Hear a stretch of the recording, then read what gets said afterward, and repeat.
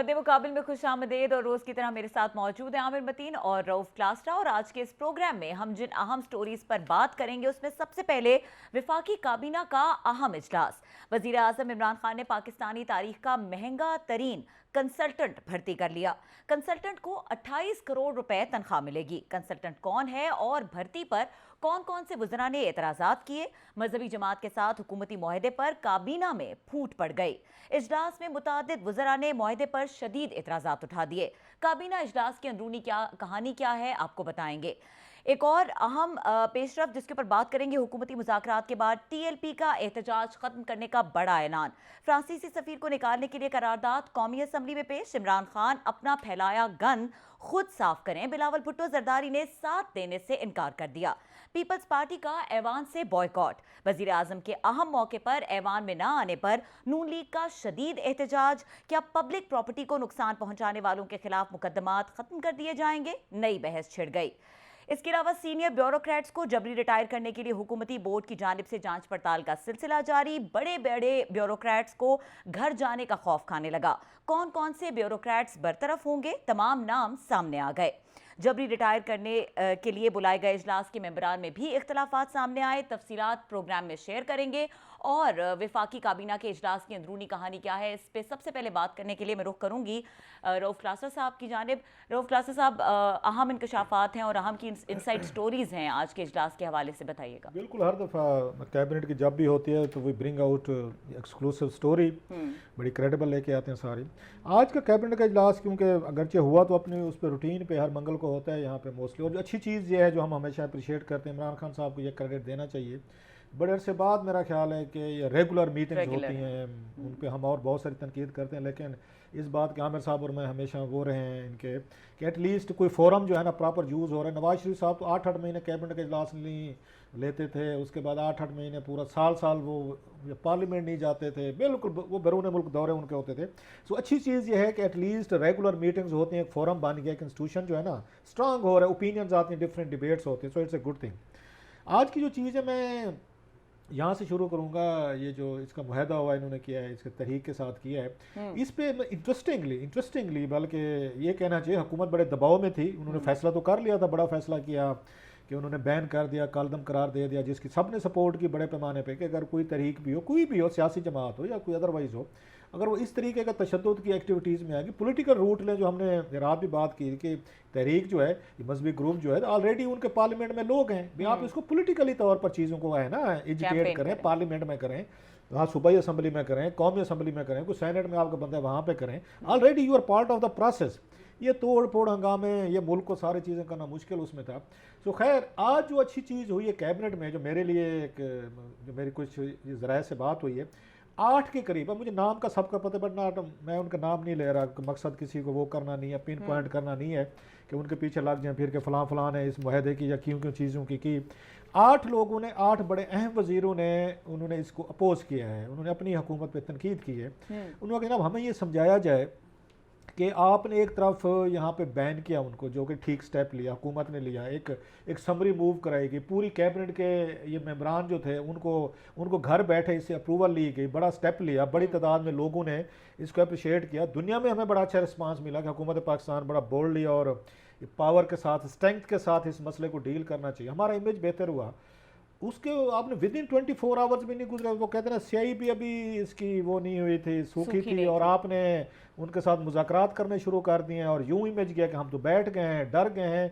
सो ये कैबिनेट में बड़ा एक स्ट्रांग इस पे व्यू आया है। 8 जो मेरे पूरे नाम मैंने एक एक के पूछे कौन कौन लोग थे, 8 ने यही लाइन ली है वहाँ पे कि हमें ये नहीं करना चाहिए था, हमारा बड़ा वीकनेस गई है, वीक हमारा एक उनको मैसेज किया है, इसको लोगों को किया है, इससे तंजीम जो है जिसको बैन किया है, फिर एक माकरी बन गई है ना कि जिन लोगों को हमने जेल में डाला, उन पर पर्चे हुए, मुकदमे हुए, बैन किया, ऑल ऑफ सडन हम गिर पड़े हैं। वो कहते हैं शेख रशीद की हालत इस वक्त सबसे ज्यादा खराब है। ये भी बड़ी वो सबसे ज्यादा उन्होंने मसरूफ उस वक्त संभाले नहीं जा रहे थे। पहले दिन से इमरान खान साहब ने भी खैर उनको ठीक टेस्ट कर लिया है कि शेख साहब वो बड़े, वो कहते हैं ऊँट जब तक पहाड़ के नीचे ना आए ना तो उसको लगता है दुनिया में मुझसे भी बड़ी बड़ी चीजें हैं, मैं ही हूँ सबसे बड़ा हूँ। ऊँट का मुहावरा है ना कि ऊँट समझते हैं दुनिया में सबसे बड़ी चीज मैं हूँ, अनलेस वो वो जो उसमें माउंटेन्स के नीचे जाता है, फिर पता लगता है मुझसे भी बड़ी बड़ी बलाएं दुनिया में यहाँ पे अल्लाह मियाँ ने बनाई हुई हैं। तो शेख साहब के साथ भी वही कुछ हुआ कि ऊँट पहाड़ के नीचे आ गया है।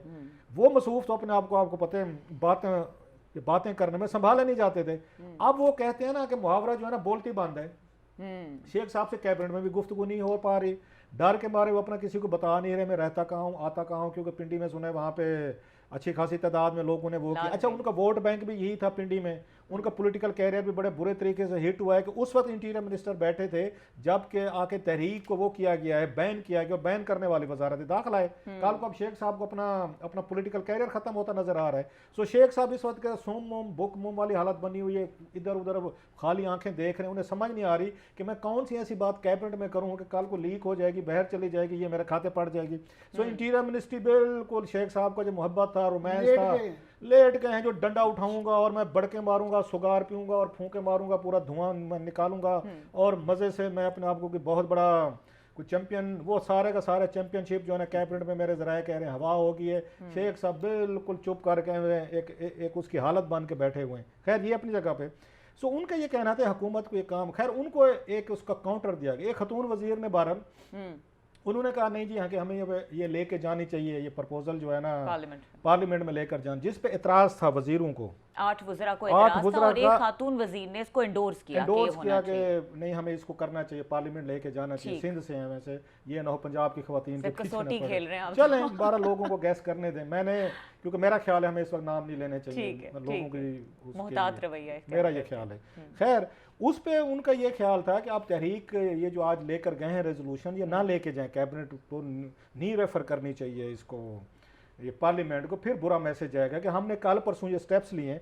खैर इस पे जो काउंटर आर्गूमेंट दिया गया है जिसके बाद ये फैसला हुआ कि नहीं हमें ले जाना चाहिए, एक वो ये था, वो ये कह रहे हैं कि हमारी गारंटी इस ये बड़ा कैच अहम चीज़ थोड़ी सी बता रहा हूँ ये कि कैबिनेट की अंडरस्टैंडिंग ये थी कि जनाब कि हम ये रेजोल्यूशन हमने पास नहीं करवानी, हमने टेबल करनी है, सिर्फ ये मुआहदा है हमारा उनके साथ। मुआहदे में है भी वैसे वो कहते हैं कि हमने पास करवा के नहीं देने के, फ्रांसीसी सफीर को निकाल दो तो अपना बुला लो तो फलां कर लो, हमने सिर्फ पास करनी है।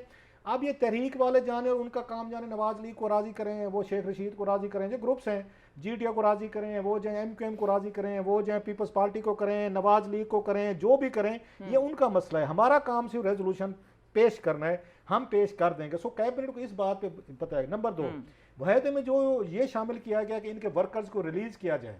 तकरीबन 3000 से ज्यादा वर्कर्स हैं, आम लोग जो हैं, जो ये पुरतशद्दुद जो एक्टिविटीज़ में पुलिस ने गिरफ्तार किया, मोर देन मतलब 3800 एग्जैक्ट, अगर मेरे सोर्स ने जो मुझे बताया है 3800 के करीब हैं तकरीबन। वो कहते हैं MPO को तहत गिरफ्तार हैं मोस्टली लॉ एंड ऑर्डर के हवाले से। सो उनको छोड़ देने में वो कहते हैं अगर हमने 4000 बंदा ये वैसे भी जेल में रखा तो मतलब फैमिलीज हैं, लोग हैं, आम लोग हैं, आम पब्लिक है, एक इश्तियाल में लोग बाहर निकले हैं, अब उसमें फिर अगर वो रहेंगे तो एजिटेट होता रहेगा मसला, फैमिलीज डिस्टर्ब होंगे, रोज प्रेस कॉन्फ्रेंस फलां फलूं, एम खामखा मसला ये अलाइव रहेगा। So better to dump it and release M MPO। ठीक है। अब तीसरी बात पे कैबिनेट को राजी किया गया, वो क्या थी कि जनाब वो जो है साद रिजवी साहब एंड कंपनी या दीगर लोग हैं, उनको रिलीज नहीं किया जा रहा, ना उन पे केसेस जो हैं वो विड्रॉ किए जा रहे हैं। अच्छा। सो वो ये है, सो वो भी हमारी एक तरह की वो है।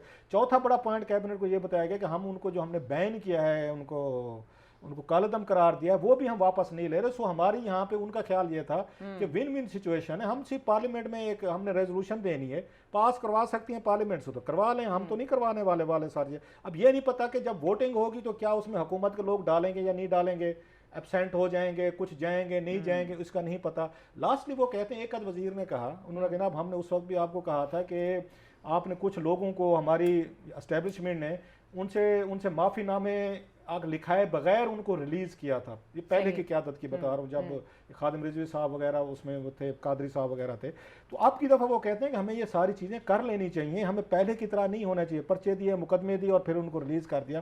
सो बेसिकली दीज वर आज की कैबिनेट में मोस्ट ऑफ द टाइम, बाकी एजेंडा तो उन्होंने वैसे भी मतलब फारिग किया, उसमें मतलब छोटी मोटी बहस करके गए। Mostly they were seized with ये तहरीक के इसी जो मसला था, इशू था। सो बहरहाल मतलब हेल्दी डिबेट हुई है वहाँ पे। अब हुकूमत की इसको कमजोरी समझें, स्ट्रेंथ समझें, ये आमिर साहब से पूछ लें। और बाकी वो जो स्टोरी है ना 28 करोड़ कंसल्टेंट वाली, वो बड़ी बिल्कुल। जूसी स्टोरी है, बिग स्टोरी है, वो मैं अच्छा, आराम से बताऊंगा पहले अच्छा, आमिर साहब सस्पेंस से। है, ठीक है। जरा पार्लियामेंट का इन पे व्यूज अच्छा लें जरा। आमिर साहब, एक तो ये चीज़ के पार्लियामेंट में लेके जानी चाहिए, तो पार्लियामेंट में लेके गए, लेकिन बहुत इतराज़ हुआ कि वज़ीर आज़म वहाँ पे मौजूद नहीं है। और ये जो हकीकत टेबल करना है, ये दूसरी साइड पे भी अंडरस्टैंडिंग यही है, या बाद में इसमें कोई इशू बन सकता है कि नहीं इसको पास करवाना ज़रूरी है? बात यह है कि ये जो सारी बहस है कि पार्लियामेंट में लेके जाना चाहिए था, नहीं लेके जाना चाहिए था, इसके पीछे आर्गुमेंट क्या है? आर्गुमेंट ये है कि हमेशा इस तरह के मामलात को, बहुत हसास मामलात हैं, लोगों की जानों का मसला है, मज़हब से मतलब है, नामूस रसालत है, तो इनको बड़ी डेलिकेट इश्यूज़ हैं ये। इनको आपने देखना होता है कि मसलहत से करना है या ताकत से करना है। ये हमेशा ये लड़ाई, ये बहस रहती है। और हमारी साफ़ियों की फॉर एग्ज़ाम्पल ज़ियाउल हक के ज़माने में याद है कि वो हमारी जब जुलूस निकालते थे ना, तो ये नारा होता था कि जिद्दोजहद या मसलहत। तो आगे वाले तो जिद्दोजहद ही कह रहे होते थे, वो पीछे बेचारे जिनके घर के गुजारा नहीं चलता था ना, वो कल का आहिस्ता कह रहे होते थे मसलहत मसलहत, कि जनाब हमारा भी कुछ निज़ाम करें। तो आइडियली तो ये होता है कि मसलहत से अगर ये मामला तय हो जाएं और लोगों की अमलाक ना जलें, जानों का ज़या ना हो, और काफ़ी एक तबका होता है जो कि वो इस्तेमाल हो रहा होता है, उसकी वो सोच नहीं, उसको समझ नहीं आ रही होती कि उससे क्या करवाया जा रहा है। शरपसंद नासर होते हैं, गैर मुल्की क़ुव्वतें होती हैं, नलायकी होती है, क्रिमिनल बीच में गैंग्स होते हैं। सो इसलिए मसलहत से हो जाए तो वो अच्छी बात है। उससे ज़्यादा आइडियल है कि जब ताकत का भी इस्तेमाल करना पड़ गया है तो आप दोनों का दरमियानी इस्तेमाल करते हैं। कैरेट एंड स्टिक का साहब ये कल कह रहे थे कि इधर से दिखाते हैं कि जनाब रियासत और गवर्नमेंट के साथ लड़ा नहीं जा सकता, ये दिखा के उसके बाद उनको डरा के वो करवा लिया जाए। ये होता है काबिल गवर्नमेंट, काबिल हरकारे, काबिल वो लोग अगर हों, समझदार लोग हों जो उसको डील कर रहे हों। अनफॉर्चुनेटली बदकिस्मती ये है कि मुझे वो काबिल लोग नहीं नज़र आ रहे। फॉर एग्जांपल शेख रशीद ये पूरा नक्शा खींच चुके हुए हैं कि पहले वो नारे मार रहे थे, उनका ख्याल था कि ये इंटीरियर मिनिस्ट्री में बड़े खुश थे कि जनाब अब FIA की टीमें होंगी, हूटर होगा, आगे पीछे लोग होंगे, पंजाबी में कहते हैं लशपश, कि लशपश मिलेगा। वो लशपश की बजाय वो फंस गए हैं क्योंकि इंटीरियर मिनिस्टर है, और तो वो पहले वाले नारे भी नहीं मार सकते। ये सारा उनके गले पड़ेगा और पढ़ना भी चाहिए। ज़्यादातर उनकी नालायकी की वजह से ये हालात इस नहज तक पहुँचे हैं। बाकी टीम भी मुझे नहीं पता है। अच्छी बात है कि आज अगर कैबिनेट में ऐसे मौक़ों पे मैं समझता हूँ हंगामी कैबिनेट या कम से कम किचन कमेटी जो होती है, कैबिनेट होती है, उसके साथ ये बैठ के ये फैसले पहले होने चाहिए थे। ये 5 दिन डिले होनी नहीं चाहिए। मगर अब ये बहस है कि जाना चाहिए तो नहीं था, तो मसलहत ना हो सकी ना ताकत से हो गया। अब मैसेज क्या दे रहे हैं? सबसे इंपॉर्टेंट ये है कि आया इससे मसले का हल हो जाएगा?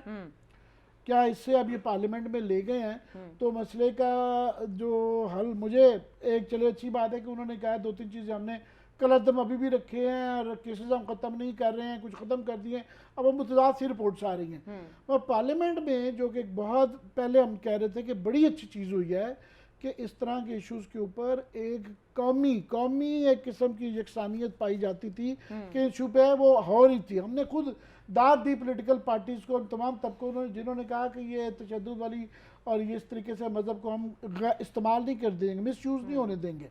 अब वो पार्लियामेंट में वो नहीं नज़र आ रहा कि ये लोग, इन्होंने अपनी कमज़ोरी दिखा दी कि पार्लियामेंट में भाई आपकी गवर्नमेंट है, आप लेके ही क्यों जाते हैं? एक चीज़ को आप समझते हैं कि गैर मुनासिब है, नामुनासिब है, सिर्फ उनकी ज़िद पूरी करने के लिए गवर्नमेंट जब लेके जाती है तो इसका मतलब है कुछ इस आर्गूमेंट में जान समझती है कि वहाँ पे बहस करवाएं। मगर ये करारदाद हमने क्यों कहा कि हम पार्लियामेंट से आप कहें आप गवर्नमेंट है, हमारी ये पॉलिसी हम समझते हैं कि गैर मौजू है कि फ्रांसीसी उसको उतारा जाए, ये मसले का हल नहीं है। प्राइम मिनिस्टर ने तकरीर में भी कह दिया।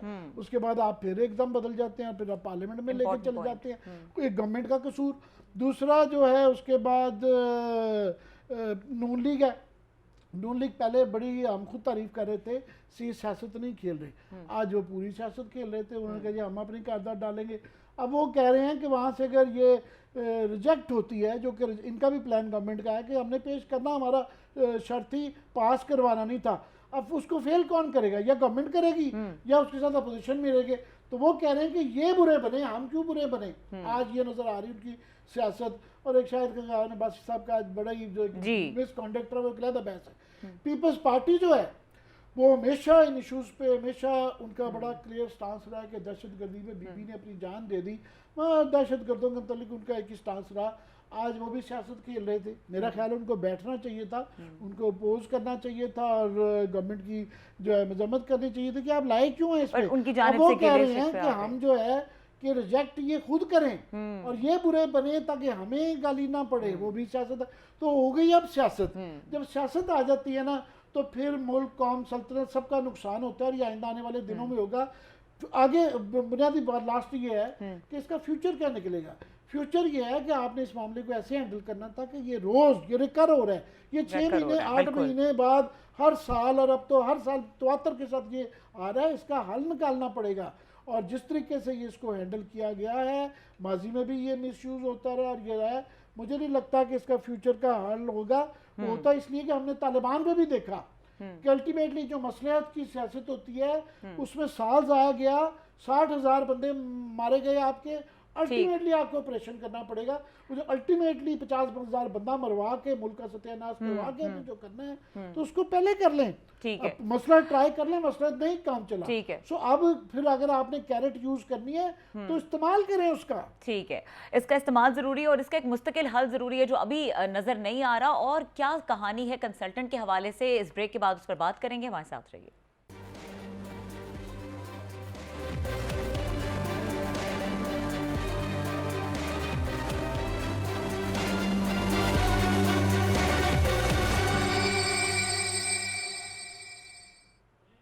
Welcome back. और कंटिन्यूशन में बात करेंगे वफाकी काबीना के इजलास की। इनसाइड स्टोरी पे हम बात कर रहे थे क्लास साहब, ये 28 करोड़ का कंसल्टेंट, इसके ऊपर भी काफ़ी क्रॉस फायर होता रहा आज के सेशन में, क्या हुआ ये? बल्कि मुझे ब्रेक में ना 3-4 मैसेजेस आ चुके हैं। हमारे लोग ज़्यादा इंटरेस्टेड इस स्टोरी में कि 28 करोड़ रुपए का कंसल्टेंट, एक तरफ कहा जाता है मुल्क में टैक्स क्यों नहीं देता और कोई पैसे नहीं देता, पता नहीं फिर कहाँ से 28 करोड़ रुपया और आएगा जिसके लिए- ऑस्टेरिटी, वो है मैं ड्रामे सारे वो जो भी यहाँ पे आते हैं आपको पता है, ड्रामा यहाँ से शुरू करते हैं। बट एनीवे, आज जनाब कैबिनेट की अंदरूनी स्टोरी सुन लें।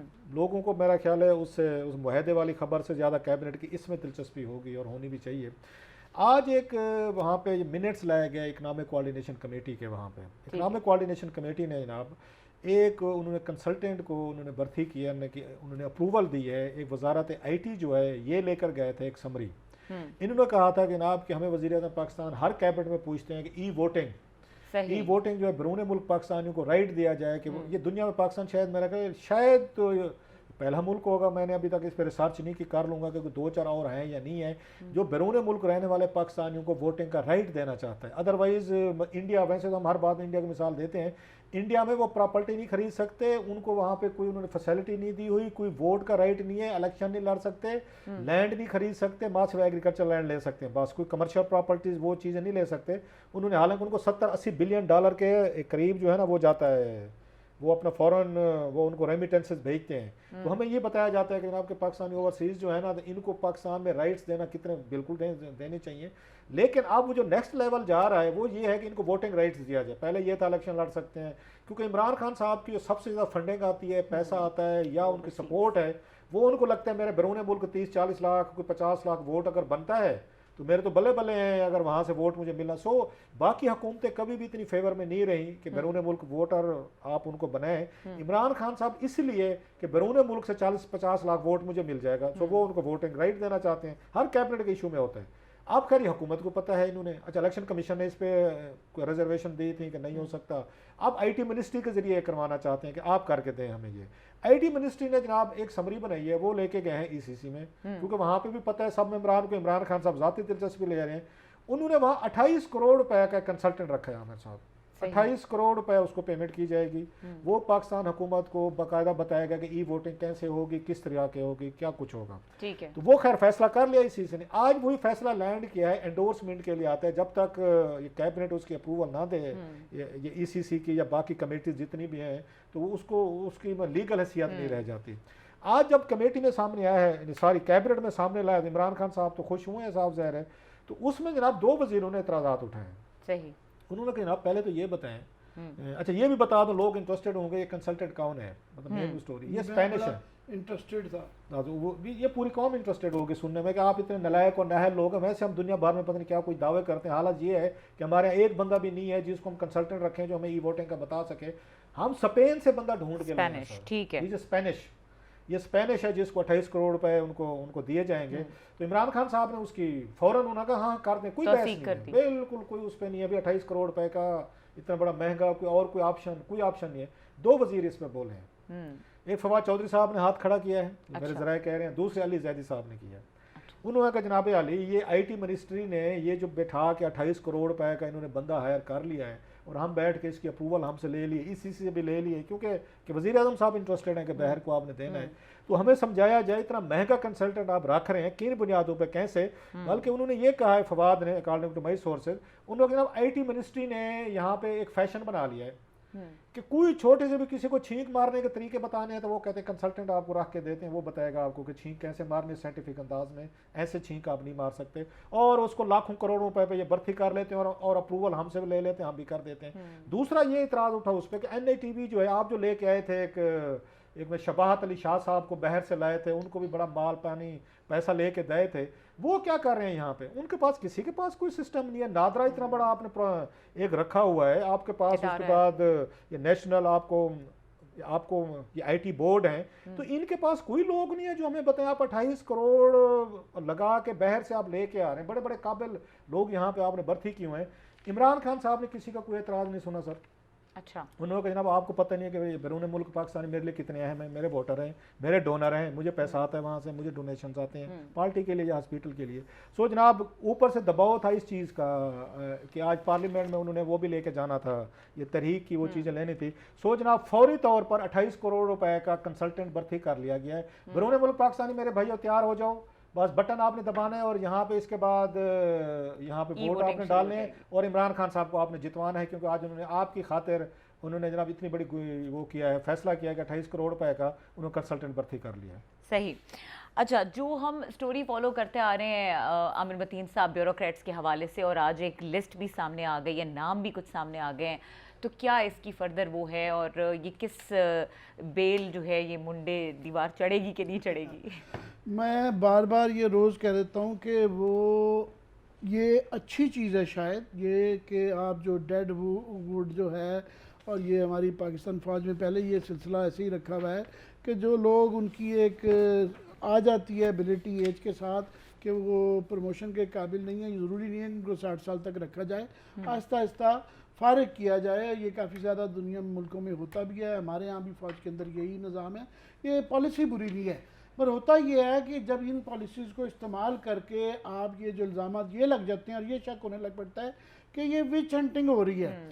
इस नवाज शरीफ के दौर में ये हुआ कि इस तरह ही विच हंटिंग की, एक टोला था जो उन्होंने अपने चुन के 14वें का बोर्ड मारा गया, 13वें का बोर्ड मारा गया, उन्होंने विच हंटिंग की, बाद में अदालतों के ज़रिए वो सारे रिवर्स हुए, जिससे सारा निज़ाम दिरम बरम बन जाता है।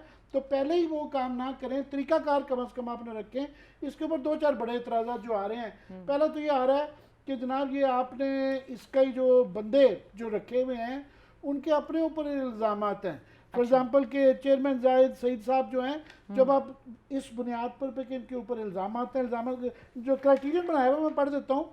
क्राइटेरियन ये है कि जिनकी कोई ज़ाती तशख़ीसी रिपोर्ट जो है मनफी या औसतन 2-3 दफ़ा आई हुई हैं उनको फारिग किया जाए, या जो जिनकी प्ली बार्गेन हुई है, बड़ी अच्छी बात है, और जिनकी कोई ओवरऑल परफॉर्मेंस ठीक नहीं है वो बड़ी भी ठीक है। मगर जो लोग कर रहे हैं उनके ऊपर एक तो शक है कि जाहिद सईद साहब जो है ना, ये जो इसके चेयरमैन FPSC हैं, ये खुद बेटरों का केस शायद अभी तक वो कर रहे हैं। फिर उसके बाद जनाब इसके जो दूसरे साहब इसके अंदर जो डाले गए हैं, एस्टेब्लिशमेंट सेक्रेटरी जो है इजाज मुनीर साहब, वो एक बालपुर जकरिया यूनिवर्सिटी के कैंपस लाहौर में दिया गया था, ज़हीम कादरी साहब भी उसकी जद में आए हुए थे, वो आज तक वो केस लटका है, इनके ऊपर भी केस चल रहे हैं।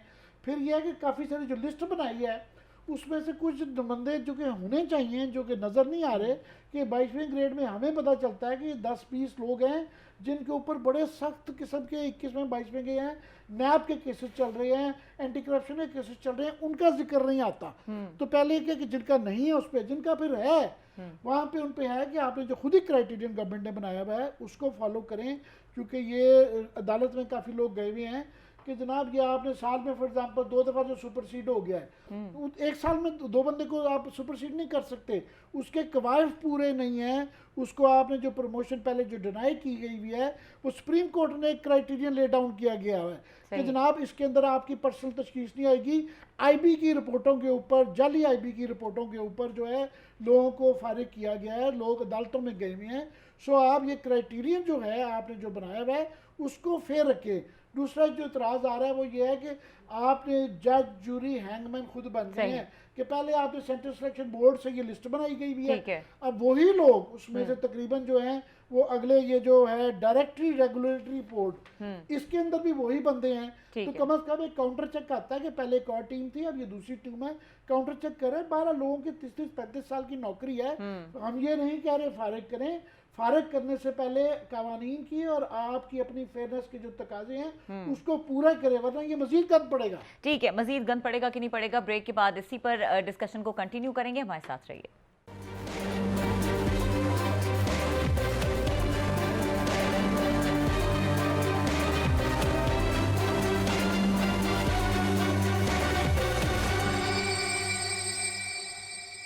मद्दे मुकाबिल में एक बार फिर खुश आमदेद। क्लास्टर साहब, ब्यूरोक्रेट्स इस वक्त जो हैं वो काफ़ी मुश्किल में हैं, उनके लिए माहौल इस वक्त काफ़ी नासाजगार हुआ हुआ है और जो हवा चल रही है ये किस तरफ जाके रुकेगी? वही इजलास कल भी हुआ था, इसका ये कमेटी का है जिसमें हमने बताया था कि 300-400 के करीब लोगों का नाम पेश किया गया था। उसमें 2-4 प्रॉब्लम है जो सीनियर, बहुत सारे सीनियर और बड़े, जैसे आमिर साहब ने 1-2 नाम बताए जिन पे अपने क्वेश्चन, लेकिन 2-3 ऐसे भी हैं जिनकी मतलब रेपुटेशन बड़ी अच्छी है। अहमद नवाज सुखेरा साहब हैं, सेक्रेटरी कैबिनेट हैं इस वक्त, वेरी सीनियर ऑफिसर, और भी इस तरह उसमें लास्ट सेक्रेटरी का कहा जा रहा है। अब इनके कुछ अपनी रिजर्वेशंस भी हैं, मतलब एक इसमें ये भी उन्होंने क्राइटेरिया रखा है कि किसका मिसकंडक्ट जो है ना, कोई कंडक्ट ठीक नहीं रहा सर्विस में, तो उसको भी निकाला जाए, लिस्ट में डाला जाए जिनको निकालना है।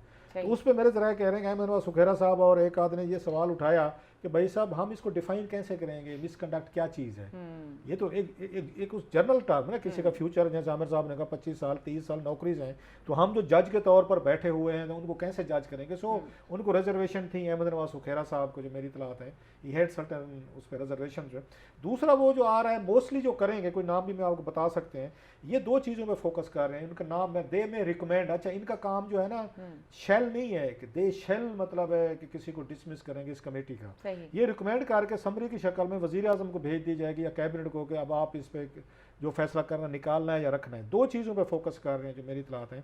एक तो यह है कि जिनको 2 दफ़ा एवरेज ये एनुअल उनकी परफॉर्मेंस रिपोर्ट मिली है, ACR वगैरह मिली है, या 2 दफ़ा जो सुपर सीड हुए हैं, वो आमिर साहब बड़ी अहम बात की अभी इन्होंने कि 6 महीने के अंदर आपने एक बंदे को 2 दफ़ा सुपर सीड कर दिया। 1 अक्टूबर में बोर्ड हुआ है, फिर जनवरी में हुआ है, वो जो सुपर सीड कर दिया, तो इस दरमियान कानून भी है कि 1 साल में 1 दफ़ा आप कर सकते हैं, अगले साल में है 1 साल में 2 दफ़ा आप सुपरसीड नहीं कर सकते। अभी 6-6 महीने बाद बोर्ड करके लोगों को सुपरसीड किया आपने, वहाँ भी आपको पता है वही चलती है वहाँ पर, लेकिन अब डिसलाइक आपकी बात कर रहे हैं जो सुपरसीड भी किया गया है, लोगों को उस क्राइटेरियन पे है कि सुप्रीम कोर्ट ने, हमने उस केस को फॉलो किया था जब ये फवाद हसन दौर के अंदर इस तरह जल्दी जल्दी प्रमोशन दोस्तों की गई थी, तो क्राइटेरिया दिया हुआ है उन्होंने कि जनाब इसमें जो जाती अदाद ना आए, जाती नंबर ना आए, तो इन्होंने उसको क्राइटेरियन फॉलो ना करके तो ये काफ़ी सारी ACRs और काफ़ी सारी ये प्रमोशनें की हुई हैं। अच्छा, दूसरा इसमें कुछ नाम है 9 के करीब हैं, जो मेरा ख्याल है 9-6 कुछ और हैं, तो कोई 18-20 के करीब लोग हैं जो वल्नरेबल हैं, जिनकी रिकमेंडेशन हो सकती है। मैं आपको कोई नाम भी बताता हूँ। इसमें सरदार अब्दुल मजीद साहब हैं, खान साहब ग्रेड 22 में इनकी एवरेज, जिनकी एवरेज आई हैं, मतलब उनके एनुअल रिपोर्ट्स हैं। गुलाम कादिर थेबो साहब हैं, डॉक्टर कामरान फजल हैं, शाहिद हनीफ हैं, मोहम्मद फ़रूक आज़म हैं, डॉक्टर मज़रुल हक काका खेल हैं, मोहम्मद यूसुफ मलिक हैं, अफजल महमूद भट्ट हैं, ये 20वें ग्रेड वाले हैं ये कुछ। इसको लेफ्टिनेंट ये रिटायर मकसूद साहब हैं 20वें ग्रेड में, ये भी एवरेज हैं। उमर शेख साहब हैं, लाहौर के CCO पे थे, CCPO थे वो। अच्छा, वो 2 दफ़ा सुपर सीड हुए, वो भी इसी तरीके से हुए। अक्टूबर में उनको 1 दफ़ा उनको सुपर सीड किया है, जनवरी में फिर कर दिया। अच्छा, उसमें शोएब दस्तगीर बैठे हुए थे जिनका IG के साथ फटा हुआ था। IG साहब ने डट के, IG साहब को भी थोड़ी सी ग्रेस नहीं आई शोएब दस्तगीर को कि भाई साहब आपकी लड़ाई हुई है, मशहूर ज़माना हुई है, आप एक्सक्यूज़ कर लें कि जनाब मेरा उस बंदे के साथ पर्सनल बेसिस हैं या उस बंदे को मेरे साथ हैं, तो मैं ओपिनियन नहीं देता। उनकी ओपिनियन पे उन्होंने उनको वो किया, बिकॉज दैट वाज पर्सनल। सारे लोग शिकायत कर रहे हैं कि खास तौर पे उन्होंने उन लोगों को डिमोट करके कहा है, उसको कहो बताओ इसने फलानी जगह सरगोदे में मेरे साथ मेरा काम नहीं किया था तो आप बदला ले लिया ना। अच्छा, शुएब दस्तगीर साहब ये काम बोर्ड में बैठ के नहीं, मैं करते उनका रहे। नहीं कह रहा हूँ, मैं नाम नहीं लेना चाह चलो, रहा। उन्होंने शेख मैं वाले लोगों काम में की किया ना। अदालत में गई हुई है, अदालत की पिटीशन है लोगों की। ये वैसे निकालनी चाहिए, निकाल के लें। उमर शेख ने तो बकायदा उसका उन्होंने उसमें जो मिनट्स में रिकॉर्डेड है कि शुएब दस्तगीर ने पूरा टिल का जोर लगाया, वो तो लिख के दिया है अभी उनकी अदालत में किया है भाई आपका इतना बड़ा उनके साथ कंट्रोवर्सी हुई है, बंदे की डिग्निटी होती है, ग्रेस होती है। उमर शेख में 1000 खामियां हम भी बताते रहते हैं, वो खुद भी माशाल्लाह उनको किसी दुश्मन की जरूरत नहीं है, खुद भी अपने वो दुश्मन है ये बड़ी हद तक। लेकिन शुएब दस्तगीर साहब को भी तो देखना चाहिए था, जिस बंदे के साथ मेरा फटा हुआ है, मसला हुआ है, ओपनली हुआ है, उस पे बोर्ड में बैठ के उसके खिलाफ मैं ओपिनियन दे रहा हूं और बोर्ड के मेंबरान को कायल करके उसको डिमोट करवा रहा हूं within a period of 6 month. So वो जो आमिर साहब वाली बात है वो बड़ी अहम है। अच्छा, फिर कुछ हैं गुड एवरेज मिक्स हैं, इसमें मकसूद हसन साहब हैं, मज़हर नवाज शेख हैं, मुजाहिद अकबर खान, आपके महबूब असलम हैं, डॉक्टर सलमान, ये सुल्तान साहब हैं, एक गुड है एक एवरेज है, अहमद जमाल उर रहमान है गुड एवरेज। अब इसको कैसे बोर्ड बैठ के ये डिसाइड करेगा कि एक गुड है दूसरी एवरेज है, तो इसका क्या करें, इसको निकालना है या रखना है। अच्छा, सेम ऐसे गुड वाले डॉक्टर जमीलुद्दीन है, सलाहुद्दीन खान है, गुलाम ज़ैद रसूल, ये हो गए अकरम नईम, ये भरोका हैं, इमरान यकूब, मिनहास हैं, इसके बाद अजहर, ये राशिद खान साहब हैं, अहमद इसाक, जहांगीर हैं, कैप्टन फिरोज शाह हैं, इसके लेफ्टिनेंट जान मोहम्मद, ये पुलिस वाले हैं, ये भी दोनों गुड और उसमें एवरेज में आते हैं। अच्छा, फिर इसके बाद फ्लाइट आपके लेफ्टिनेंट आपके मोहम्मद इम्तियाज शाह साहब हैं, ये गुड और ये एवरेज में 20वें ग्रेड में। इमरान महमूद हैं, अव्वल खान, इकबाल, ये दुर्रा है या डोया समथिंग। अच्छा, बाबर सरफराज हैं, मुनीर मसूद हैं, ये हमायूं मसूद, ये सिंधु हैं, मोहम्मद यकूब हैं, ये 18वें ग्रेड में। अब इनकी जो 18 नाम मैंने गिनवाए हैं आखिर पे, ये जो है ये सारे इनमें से एवरेज भी है, एक एवरेज है एक गुड है, एक की तो आउटस्टैंडिंग और एवरेज है। आप अंदाजा करें एक जगह पे वो उन्होंने आसमान को छू outstanding लिया, है। दूसरी पे जमीन पे आ गिरा। अब इसका क्या क्राइटेरिया है मुझे नहीं समझ आती। बहरहाल साथ में ये प्राइम मिनिस्टर को लास्टली मैं कह दूं कि ये कह रहे हैं कि जी हम उनको रिकमेंड करके भेज रहे हैं, वहाँ भी फरिश्ते नहीं बैठे हुए हैं। आजम खान साहब पे ही तो सबसे बड़ा इल्ज़ाम है कि उन्होंने भी चंटिंग की हुई है। एक जूनियर अफसर को 21वें ग्रेड में जब लगाते हैं तो उन्होंने सारा जिस तरह के फवाद हसन फवाद ने किया था, तो ये एक तरीकाकार है कि उन्हीं पे ही जिनको भेज रहे हैं उन्हीं पे तो इल्ज़ाम है कि भी चंटिंग के पीछे वही लोग ठीक थे। है। मीर क्या तो साहब प्राइम हैं। मिनिस्टर तो उन्हीं की एडवाइस पे चलेंगे ना, तो कम से कम किसी लेवल पे कोई इंडिपेंडेंट बोर्ड हो कि जिनके ऊपर ऐसे अशखास को बिठाएं, जिस तरह उन्होंने कहा स्केरा साहब पे कोई किसी का इल्ज़ाम नहीं है, I am sure finance secretary साहब पे भी कोई ऐसा वो नहीं उसके है, भी मगर वो जिनके ऊपर इल्ज़ामात खुद हैं या जिनके ऊपर कोई शक किया जा रहा है, आप इंडिपेंडेंट बोर्ड बनाएं ताकि एक अच्छी खासी पॉलिसी है और गवर्नमेंट उसका क्रेडिट ले सकती है। उसको आप एक बुरे तरीके से करने से पॉलिसी को बुरा कर रहे हैं, जिसका ब्यूरोक्रेसी पे असर पड़ेगा और ब्यूरोक्रेसी के बुरा काम होने से पूरे मुल्क की पॉलिसी पे पड़ेगा। बिल्कुल, पूरे मुल्क की पॉलिसी पर असर पड़ेगा और ट्रांसपेरेंसी इंश्योर करने की ज़रूरत है। एक अच्छी पॉलिसी है और इस अच्छी पॉलिसी को अच्छे तरीके से एग्जीक्यूट करने की ज़रूरत है। अब देखना यह है कि आने वाले दिनों में ये तमाम कही हुई बातें जो हैं वो सुनी जाती हैं उन ऊंचे ऐवानों में जहां से फैसले आने हैं। हमारा प्रोग्राम देखने के लिए शुक्रिया, इजाज़त दीजिए, अल्लाह हाफ़िज़।